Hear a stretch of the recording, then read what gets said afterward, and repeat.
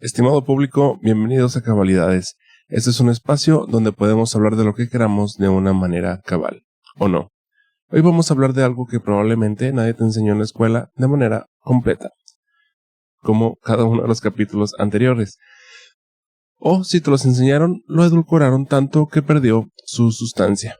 Hoy vamos a hablar de cómo se construyó la fe más profunda de México. Y cuando digo construyó, lo digo literalmente.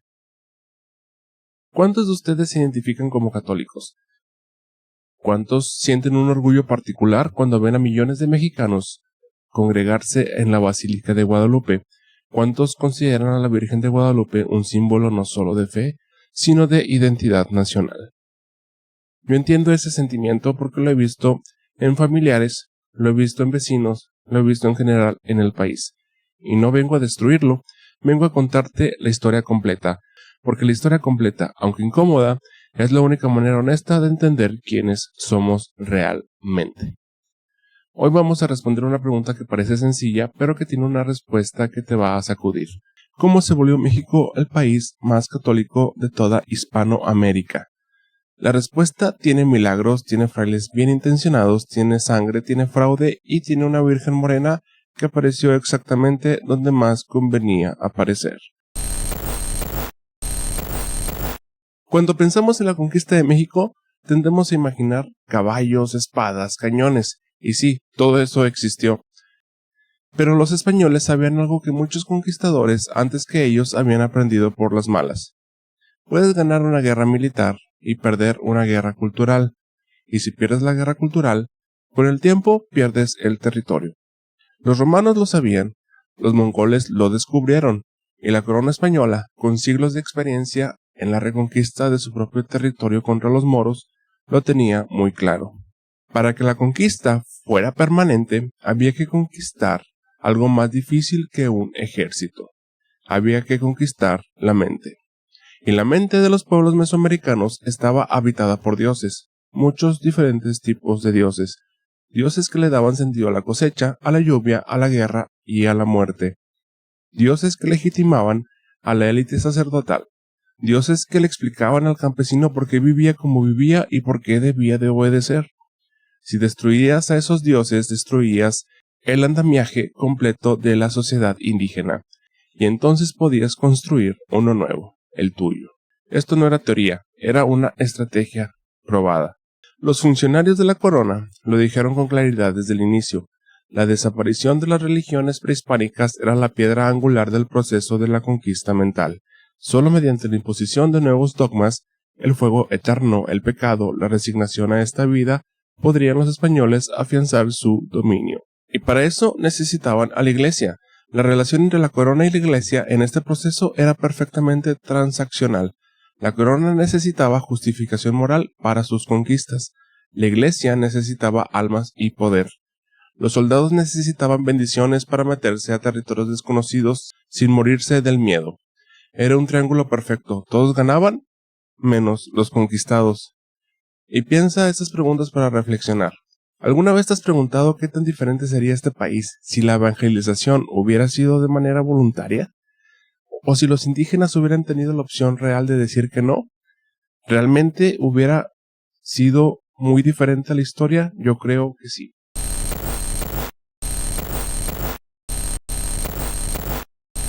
Los primeros curas que llegaron con Cortés tenían nombres que la historia casi olvidó. Fray Bartolomé de Olmedo y Fray Juan Díaz. Llegaron con las tropas, decían misa en los campamentos, daban ánimo a los soldados, pero también hacían algo más. Bautizaban a quien pudieran lo antes posible. Cuando los españoles sellaron su alianza con los tlaxcaltecas, esa alianza que fue clave para derrotar a los mexicas, los frailes pusieron una condición muy específica para ser buenos aliados. Los tlaxcaltecas tenían que renunciar a sus dioses. La alianza política venía con una conversión religiosa ya incluida en el paquete. Y cuando Cortés entró en Tenochtitlan, los frailes no esperaban mucho. Subieron al Templo Mayor y celebraron misa, en el lugar más sagrado del imperio mexica. Sobre los altares donde se hacían sacrificios a Huitzilopochtli, un acto calculado, deliberado, que enviaba un mensaje que cualquier indígena entendía sin la necesidad de una traducción. Nuestro Dios está aquí. el tuyo ya no lo está. Cortés, que era más estratega que cualquier general moderno, vio rápido el valor de todo esto. Escribió a España pidiendo evangelizadores urgentes, quería más frailes, más rápido. En 1524 llegaron los famosos 12 franciscanos. ¿12? Sí, así como los apóstoles de Jesucristo. Llegaron descalzos, con túnicas humildes, en un gesto teatral diseñado para impresionar. Y funcionó. Cortés mismo se arrodilló ante ellos, en un acto que dejó a los indígenas boquiabiertos. El hombre más poderoso de la Nueva España se postraba ante estos frailes. Por detrás de la humildad de las túnicas había algo mucho más duro. Los conquistadores aseguraban que los indios se convertirían por gracia divina, que el Espíritu Santo descendía sobre ellos y de pronto querían ser bautizados. Es una versión muy bonita. La realidad, según las propias crónicas de la época, era diferente. Era el terror lo que los orillaba a renegar de sus viejas creencias. Las recias miradas de los individuos como Pedro de Alvarado, el mismo que ordenó la masacre del Templo Mayor, estaban atentas a los momentos en que los indios, temblando de miedo, se dejaban bautizar. El bautismo voluntario y el bautismo bajo la sombra de una espada son cosas muy distintas. Y durante la conquista los dos existían, pero solo uno de ellos se contabilizaba como éxito evangelizador. Te pregunto algo. ¿Puede considerarse genuina una conversión religiosa que ocurre con soldados armados en el perímetro? ¿O es simplemente supervivencia que se disfraza o que quieres maquillar como fe? Ahora viene la parte que nadie te cuenta en catecismo. Resulta que evangelizar México no fue un proyecto unificado de hombres santos trabajando en armonía, sino que fue una guerra. Una guerra entre órdenes religiosas peleando por territorios, por indios, por poder político, y fue una guerra sucia. Déjame explicarte un poco la dinámica de cómo fue. Los franciscanos llegaron primero. Se instalaron, aprendieron lenguas indígenas, construyeron conventos y acumularon zonas de influencia enormes. Después llegaron los dominicos, después los agustinos, después los mercedarios y finalmente, décadas más tarde, los jesuitas. ¿Y para qué necesitaban tantos indios? Para lo mismo que cualquier institución de poder necesitaba votantes, seguidores o clientes, para tener más influencia que el grupo rival. Más indios bautizados es igual a más almas bajo control, es igual a más tierras, más tributos y por ende más poder político. Esto no es una interpretación moderna cínica. Los propios documentos de la época son explícitos. Había disputas formales, apelaciones al Consejo Real de Indias, bloqueos físicos y administrativos entre órdenes. Los franciscanos literalmente trataban de impedir que los dominicos entraran en sus territorios. Y en medio de este caos constitucional, dos figuras se convirtieron en grandes rivales del siglo XVI novohispano: Motolinia y Las Casas. Fray Toribio de Benavente, alias Motolinia, franciscano, Fray Bartolomé de las Casas, dominico, ambos han sido canonizados por la historia como defensores de los indios. Ambos lo fueron, en parte. Pero la cara que menos se muestra es la de su enemistad épica. Se odiaban, no metafóricamente, se odiaban con la intensidad de dos hombres que creían que el otro era el obstáculo entre ellos para llegar a la grandeza. Motolinia envió una carta directamente al rey Carlos I acusando a Las Casas de insurrecto e irresponsable. Las Casas respondió con elegancia y más eficacia. Conspiró desde España para que se vetaran el nombramiento de Motolinia como obispo, y él mismo terminó siendo consagrado en 1544. Pero aquí viene lo más revelador de las historias paralelas. Motolinia defendía a los indios de los propietarios españoles, pero nunca mencionó los miles de indígenas que trabajaban en sus propias fundaciones conventuales. Las Casas criticó ferozmente el poder de los encomenderos, pero jamás habló del feudo que su orden dominica había construido en Chiapas, donde miles de indios trabajaban para los frailes. Y Las Casas, el gran defensor de los indios, llegó a sugerir importar esclavos negros de África para los trabajos más peligrosos, porque los indígenas le eran más útiles como herramienta política que como fuerza laboral prescindible. Asco de las dos maneras que lo puedas ver. Lo que esto nos dice es algo muy incómodo. La defensa de los indígenas no era siempre humanitaria, era frecuentemente estratégica. Los indios eran el recurso más valioso de la Nueva España. y quien los controlaba, por ende, el territorio. Pregúntate, ¿puedes admirar a alguien que hizo cosas buenas con motivos mixtos? ¿O el motivo contamina el acto? ¿El fin justifica estos medios? Hasta aquí hemos hablado de la estrategia de poder y de violencia, pero ninguna de esas cosas habría sido suficiente para convertir a millones de indígenas en pocos siglos. Hacía falta algo más, hacía falta convencerlos, o al menos hacerlos creer que estaban siendo convencidos. Y aquí entra la herramienta más sofisticada del arsenal evangelizador: el milagro. Los evangelizadores entendieron algo sobre la psicología humana que sigue siendo verdad hoy. La gente no cambia de creencias por argumentos lógicos. Cambia cuando experimenta algo que sus creencias actuales no pueden explicar. Y es algo, yo creo que vamos a hablar de esto en el capítulo 100 o algo así, pero es importante entender que lo espiritual y lo físico se entienden de una misma manera, solamente que lo queremos separar. Pero bueno, vamos a continuar por el bien de este capítulo, hablando en específico de lo que pasó en ese contexto. Así que, la estrategia fue simple: darles a los indios experiencias que los viejos dioses no podían explicar, pero que el nuevo sí. ¿Cómo? Escenificando milagros. Los frailes eran observadores extraordinarios. Sabían qué lugares tenían carga simbólica para los indígenas. Sabían dónde había peregrinajes, dónde había rituales, dónde el territorio mismo era sagrado. Y es precisamente en esos lugares donde la Virgen María empezó a aparecer. No en lugares aleatorios, no en lugares a la y se va, sino que eran lugares estratégicos. Siempre justo donde había un templo destruido o un culto prehispánico suprimido. Siempre con testigos que ya trabajaban con los evangelizadores. Siempre con frailes que llegaban al lugar del milagro y lloraban de emoción con una actuación que, según los propios registros históricos, era impecable. Las apariciones de la Virgen en la Nueva España empezaron después de la llegada de los españoles, no antes.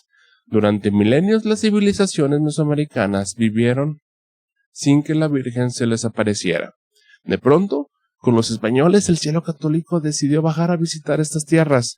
La coincidencia es algo muy notable. El caso de Guadalupe. Y de todos estos milagros, ninguno tuvo el impacto del que tuvo en el cerro del Tepeyac. El Tepeyac no era un cerro cualquiera.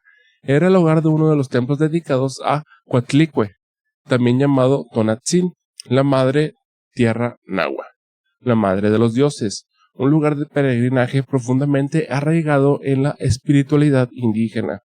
Los franciscanos destruyeron el templo y construyeron una capilla encima. Los indios, lógicamente, no estaban felices. El fervor católico no prendía, y entonces, en 1531, apareció la Virgen. La historia oficial dice que un indio llamado Juan Diego la vio 4 veces, la última el 12 de diciembre, que la Virgen le pidió que le dijera al obispo Zumárraga que construyera una iglesia en ese lugar, que cuando Juan Diego extendió su ayate ante el obispo, apareció en él la imagen de la Virgen. Hay varios problemas históricos con esta narración. Primero, la existencia de Juan Diego no está confirmada históricamente. Su nombre era una imposición española, y los eventos habrían ocurrido solo 10 años después de la conquista, cuando todavía quedaban muchos adultos con nombres indígenas.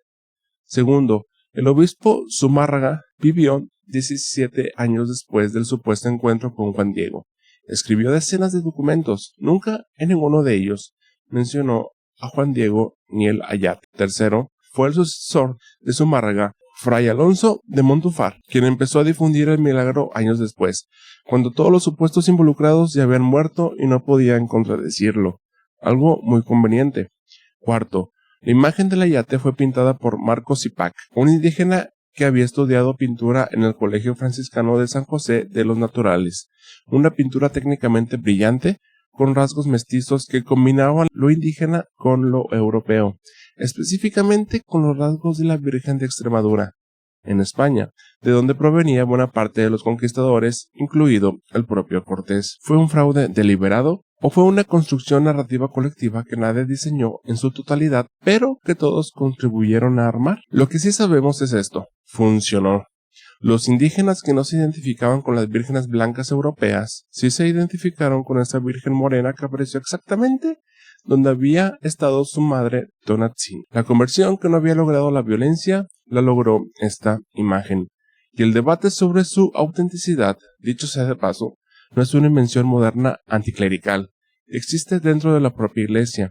El abad de la Basílica de Guadalupe, Monseñor Guillermo Schulenburg, cuestionó públicamente la historicidad de Juan Diego y confrontó al Papa Juan Pablo II. La iglesia ha preferido debatir esto a puertas cerradas. Quiero decir, si eres católico y devoto de la Virgen de Guadalupe, esto no significa que tu fe esté equivocada necesariamente. La fe no depende de si un evento histórico ocurrió exactamente como se narró, pero sí significa que tienes derecho a saber la historia completa. Eso es todo lo que Cabalidades está proponiendo. Milagros, bautismos masivos, sincretismo creativo. Todo eso fue parte del arsenal evangelizador. Pero a veces nada de eso funcionaba, y cuando no funcionaba existía el último recurso: la violencia. Los religiosos ordenaban a los indios desmontar las piedras de sus templos con sus propias manos, y con esas mismas piedras construir las iglesias católicas. Era un gesto de humillación simbólica calculado. Destruyes tu mundo sagrado con tus propias manos para edificar un mundo sagrado del conquistador. Organizaban ceremonias, ritos similares a los actos de fe europeos, donde se destruía arte religioso acumulado durante siglos, ídolos, vasijas, pinturas, códices tallados en madera, etc. Todo ardía o se rompía. Una biblioteca civilizatoria entera reducida a cenizas. Los indios que se negaban a abandonar a sus dioses o que escondían figurillas prehispánicas bajo altares católicos eran reprendidos públicamente, golpeados y encarcelados. En el caso más extremo fue Fray Diego de Landa en Yucatán. Este franciscano, que llegaría a ser obispo, supervisó torturas personalmente, ordenó la destrucción sistemática de todo lo que se vinculara con la religión maya. Su violencia era tal que fueron los propietarios españoles, no exactamente conocidos por su sensibilidad, quienes pidieron a la corona que lo detuviera. De Landa quemó decenas de códices en el acto de fe de Maní en 1562. Siglos de conocimiento astronómico, histórico, médico, literario desaparecieron en una tarde. Lo irónico, y esto es importante decirlo, es que en los últimos años de su vida, De Landa se arrepintió, se convirtió en uno de los más dedicados estudiosos de la cultura maya y realizó rescates arqueológicos impresionantes para su época, como si quisiera reconstruir lo que había destruido, consciente de que se le acababa el tiempo. La Inquisición también operó en este contexto. No solo contra indios idólatras, también sirvió para eliminar disidentes políticos y para ejecutar a grupos como la familia Carvajal de Monterrey, judíos conversos acusados de practicar su fe en secreto. Y luego estaba el ejército, que llegaba antes que los frailes, leía el requerimiento, un texto legal en castellano que los indios no entendían, y si cualquier reacción podría interpretarse como resistencia, atacaba. Muchas veces los soldados ni siquiera esperaban, simplemente declaraban que los indios se habían negado y procedían a atacar. Así funcionaba la evangelización en sus momentos más oscuros: milagro, bautismo, convento, y cuando todo esto fallaba, espada e inquisición. Y piénsalo, ¿puede llamarse conversión lo que ocurre cuando la alternativa es la tortura? ¿O es supervivencia con vocabulario religioso? Para principios del siglo XIX, en los albores de la independencia, el catolicismo era ya una identidad compartida en todo el territorio de la Nueva España. La religión que había llegado como instrumento de dominación se había convertido genuinamente en una de las características más profundas del pueblo mexicano. ¿Cómo ocurre esa transformación? ¿Cómo algo que nació del terror se vuelve amor? Varias cosas se conjugaron. Primero, el tiempo. Las generaciones que vivieron la destrucción de los viejos dioses murieron. Los nietos no habían conocido otra cosa. Para ellos, la Virgen de Guadalupe no era una imposición, era una madre espiritual, tan suya como lo había sido Tonantzin para sus abuelos. Segundo, el vacío. Cuando destruyes las creencias de un pueblo, ese pueblo sigue necesitando creer. Los seres humanos no podemos vivir sin una narrativa que explique el sufrimiento, la muerte, el sentido de la existencia.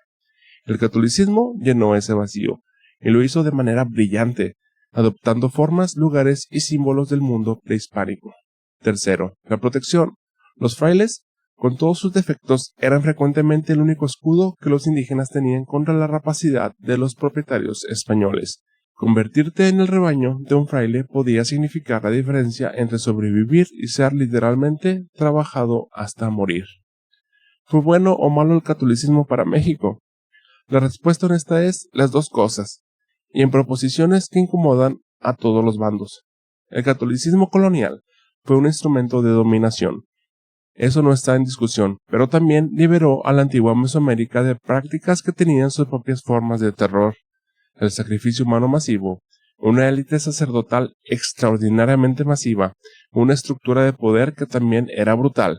Los frailes más violentos palidecen frente a las pirámides de cráneos de los mexicas que construían en Tenochtitlan.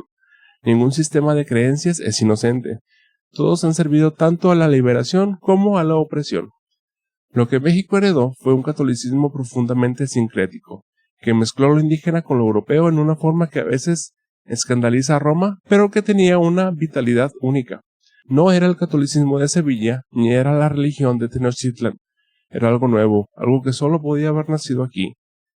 Y algo que somos México. Somos mestizos, somos esa combinación de los indios y los españoles. La Iglesia, por su parte, recibió exactamente lo que buscaba: tierra, poder económico, control del pensamiento y acceso directo al poder político.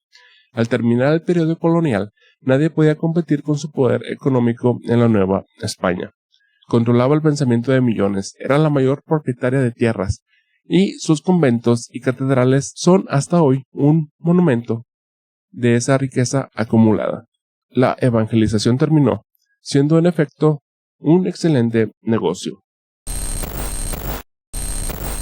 Juan Pablo II llegó a México y ante cientos de miles de personas que lloraban de emoción pronunció 3 palabras que se grabaron en la memoria colectiva: México siempre fiel. No se equivocó. México es, en efecto, uno de los países más ferviente y auténticamente católicos del mundo. Esa fe es real, es sentida, es profunda. La devoción a la Virgen de Guadalupe no es actuada, es genuina. Pero la historia de cómo llegamos a ser ese país es más compleja, más dolorosa, más interesante también de lo que nos enseñaron. No llegamos aquí por un acto de convencimiento espiritual espontáneo. Llegamos aquí por 3 siglos de evangelización que incluyó fraudes estratégicos, sincretismo brillante, violencia brutal y la destrucción sistemática de un mundo que también era válido. Los indígenas que hoy visitan la Basílica de Guadalupe son descendientes de personas a quienes se les prohibió, bajo pena de tortura, visitar el templo de Tonatzin, que había estado en ese mismo cerro. Y sin embargo, siguen yendo y llevan flores y lloran. Eso en sí mismo es uno de los fenómenos más extraños y hermosos de la historia humana. Saber todo esto no hace tu fe menos tuya, hace tu historia más tuya como mexicano, como hispano, como mestizo. Piensa cabalmente.